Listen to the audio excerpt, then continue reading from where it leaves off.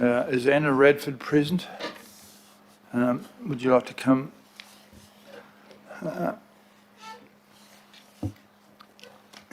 Good morning.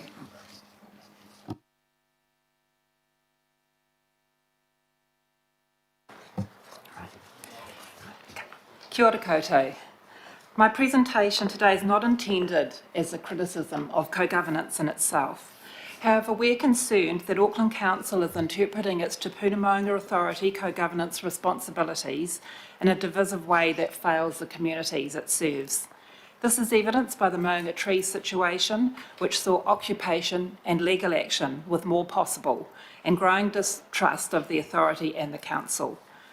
Auckland Council helped create this situation by abandoning its responsibilities towards the social, economic, environmental and cultural well-being of the communities it represents. Furthermore, it has not meaningfully considered Aucklanders' views and preferences in relation to authority policies and practices, nor held the authority to account. The Council's representatives on the authority, the governing body, local boards and unelected officials all have overlapping but distinct responsibilities in this co-governance relationship. Yet there's a lack of clarity around how those responsibilities should benefit all Aucklanders. I'll now discuss what was originally proposed for this co-governance relationship and suggest a constructive approach to effecting change that benefits all. Although the treaty settlement provides for the Tāmaki Collective's members exercising mana whenua and kaitiakitanga over the maunga, it is not a carte blanche arrangement. This is evidenced by the requirement that the maunga are held by the trustee for the common benefit of the collective and the other people of Auckland. It is also evidenced by the TMA's establishment as a co-governance body. The maunga are not private property, they are ratepayer-funded public reserves, and the authority is subject to local government legislation provisions.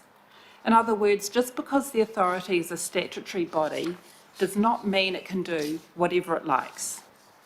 These days, many council personnel appear to believe the council will fail in its treaty-related obligations if it disagrees with anything the authority wants.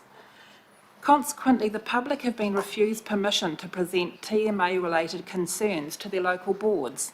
Yet those same local boards represented their communities when they made submissions in a recent TMA public consultation.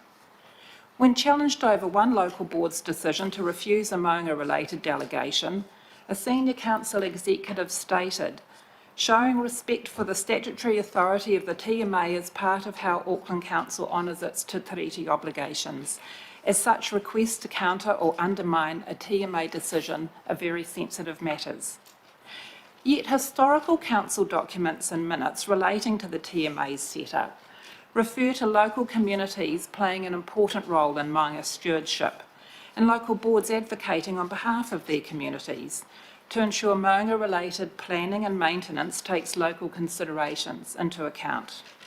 This sentiment underpinned the Council's decision for its Maunga Authority membership to comprise 3 governing body and 3 local board members, thus providing regional and local perspectives. Being a good co-governance partner doesn't require agreeing to everything, particularly if a significant proportion of the community has concerns around what is proposed or it undermines council policies and or represents poor use of ratepayer money. That's why the council must be crystal clear about its roles and responsibilities and align policies and processes accordingly. The first step is to understand its obligations towards the Tāmaki Collective and the other people of Auckland. Council can do this by agreeing clear and unambiguous answers to these 4 questions. 1. What exactly is Council's role as a 50% partner in this co-governance relationship? 2. How should all parts of the organisation fulfil those obligations? 3. If the Council's only there to represent the Tāmaki Collective's interests rather than the other people of Auckland's, then what value is it actually adding and how is this co-governance? And 4. If Auckland Council was intended to be a disempowered party, then why is the governing body required to consider the authority's annual operational plan and budget, and why are public consultations held around it? Answering these questions could be done by way of a workshop or meeting that includes independent legal experts, elected and unelected personnel, and community members who have been at the pointy end of this co-governance relationship. Mr Mayor and councillors, I request this matter be referred for investigation to a governing body meeting or workshop by the 30th of June this year. The resulting agreed outcome should inform all council policies, processes. Is that 4 minutes or the end? Sorry. Oh, can I just have 4 more sentences? The resulting agreed outcome should inform all council policies, processes, procedures and expectations of elected and unelected personnel. It is hoped this will lead to clear and unambiguous guidelines for each group being included in the governance manual. Reviewing and resetting how all parts of council operates in this relationship provides an opportunity to set an inspiring example for co-governance. This relies on council ensuring an authentic and balanced treaty relationship that requires all parties to be open and transparent, fiscally accountable, and to act in good faith for the benefit of all. Thank you. Thank you for that good presentation. I've got 2 questions, and any more than that, you just take them offline. Anna will be available for morning tea to chat to others. So Councillor Walker and Councillor Leone, please. Sure. So I've just got a question around transparency. You referenced that in your last point when you spoke about transparency fiscally and the like.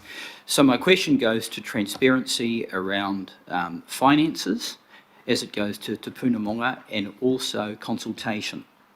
Given that we're talking about public money that essentially is funding Tūpuna Maunga, what is your response around transparency over finances, both as it goes to funding that might be direct but also indirect, and are mindful of the considerable amount of money that council has funded through the legal expenses of Tūpuna Maunga that are effectively being met by council, and then around transparency as it goes to consultation? Thanks.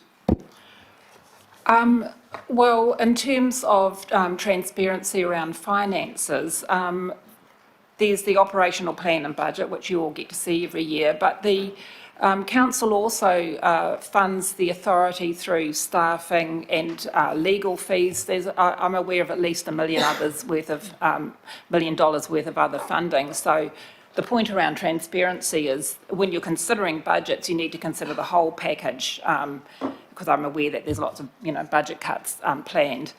But more to the issue around consultation is there seems to be, and this is the point of this presentation today, there seems to be a view in my observation that no changes can be made to what the council can't make any changes to the authority's requested budget. Now last year there were big budget cuts proposed by council. Many people made submissions on how authority budgets could be reduced. I made a submission suggesting nearly $2 million worth of reduction, not a cent changed, and that happens every time. So there seems to be a view that council has no say or no right to make any changes, and in fact you do. You should. It's public money. Thank you. With that, Councillor Leone, please. Kia ora, and I just wanted to ask, were you aware that the Tūpuna Maunga Authority and the mahi that they're doing is moving towards being UNESCO sites, first of all, and then secondly, have you ever attempted to build a relationship with mana whenua and have those conversations? Kia ora. Kia ora, Councillor Leone. In terms of, I'll answer the mana whenua one first because that's the fastest answer. Yes, absolutely, and for the most part, there's, even though I've written, I've only had one uptake, so I have tried. In terms of UNESCO, very aware of UNESCO World Heritage. And I would note that there is I can't remember what the section is, but there's a section within the World Heritage criteria that is around having community support for the UNESCO World Heritage. And as you're all aware, the tree thing is hugely divisive and controversial in our community, and it's my belief that if if the progress is made towards the World Heritage, then I think the community disquiet around the tree issue is going to get in the way. And so, it requires, like something that's divisive within communities is not a good thing. People want to see the trees saved, so hopefully so this can be resolved, so the World Heritage Bridge can go forward with all the community support. Yeah. Good question. Thank you for your presentation. Thank you. Do I have a mover and a seconder to receive that? I'll move it. No, Seconded by- excuse me, Mr Mayor, I heard the very last thing the presenter said was made a request for a report back to this committee or a workshop. I think that was the very last request that was made, so I'd like to add that as a B then, Happy to please. second?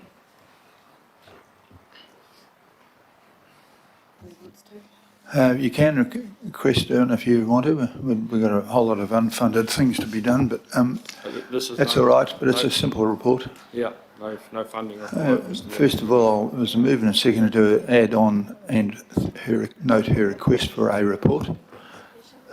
In favour of that? No. Aye. Aye. No. There's no B there. Opposition. B would be and Division. note Ms Radford's request for a report. Is that correct? Corporate division. Committee or workshop, okay. Righto, we've got a move and a seconder for B, which is going up. Sorry, Councillor Foley requested a division on that. Yeah, we'll move and a seconder, and then we're going to have a division on that. Good start to the day. Councillor Lee, you speak on this. If it's on the table, Mr Mayor, I fully support your recommendation. I think it's essential that this council is obliged to avoid the $1 million plus legal costs that the TMA incurred, paid for by the people of Auckland, by proceeding against the people of Auckland. We need to avoid that in future and sort out the Point of problems. order, Your Worship. Just got to stop there. Just at the moment, we've got a proposed amendment, moved and seconded, and a division called on the amendment, which is going to go up in a moment, which is there. That should be B actually, if that's all right. Request staff to report back on the committee. There's a point of order, Your Worship. Eh? There's a point of order from Councillor Filipaina. Oh, is there? Okay, Councillor Filipaina, your point of order is? Yeah. My point of order, Your Worship, is that once a division is called, that vote takes place without any interjection by any other councillor. No, you're quite correct, and we've just knocked that one on the head. I'm just getting the thing right so that what it is that we're having a division on is quite clear. It is the request staff to report back. It should be B, I think, rather than A. Are you okay? I have a question, Mayor. Righto. So we're going to have a... I'm not sure that Councillor Filipaina's point of order is actually valid, Mr Mayor, but I'll leave it at that. It is valid. Valid, and I hope it's not just a measure to try and shut people up because I'm just taking advice from Sandra. Apparently, once a division is called, then we have to put it without debate. That's correct. That's the rules. So at the moment, we are having a division about the request staff to report back to the government body or to a workshop, which was an amendment proposed and seconded by Watson and Walker. That is the situation we're in. So Sandra will call for go through the division process.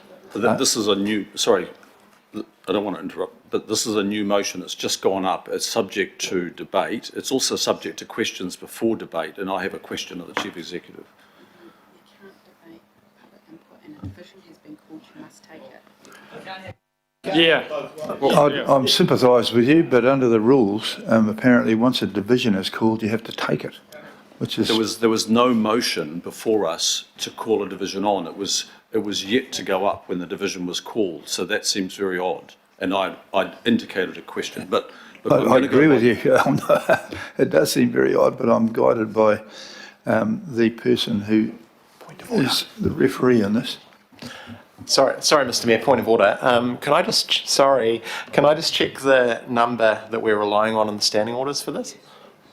Yeah, I can provide that. 7.7.6. Is this for the amendment, Councillor Henderson? For the call on division. Oh, sorry. No, I thought you were talking.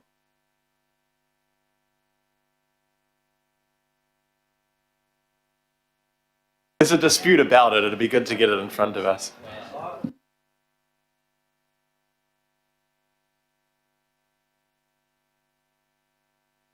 Part of the rich tapestry of local government. I will find it, but it is clear in standing orders that once a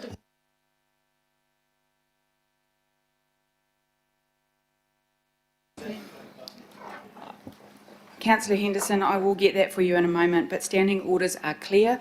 Once a division has been called, it must be taken without debate.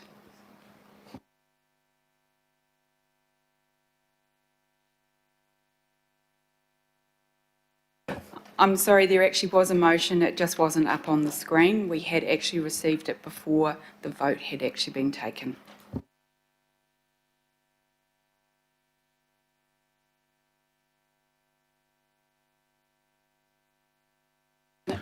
Sandra's going to do the division.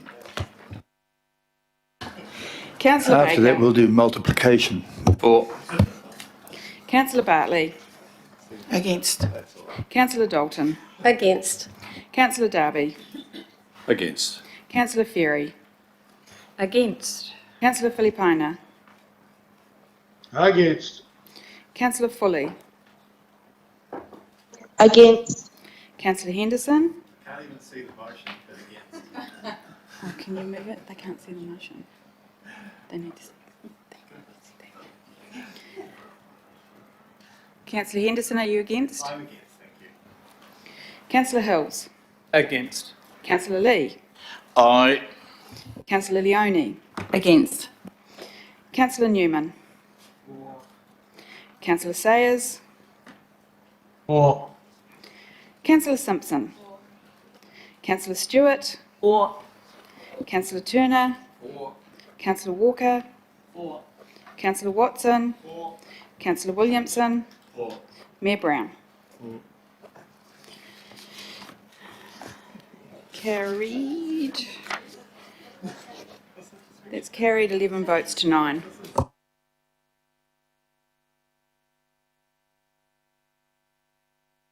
Question for the Chief Executive. Would the funding for the writing of that report be from the discretionary budget? There's no funding required. There's currently no specifically allocated funding for the writing of that report.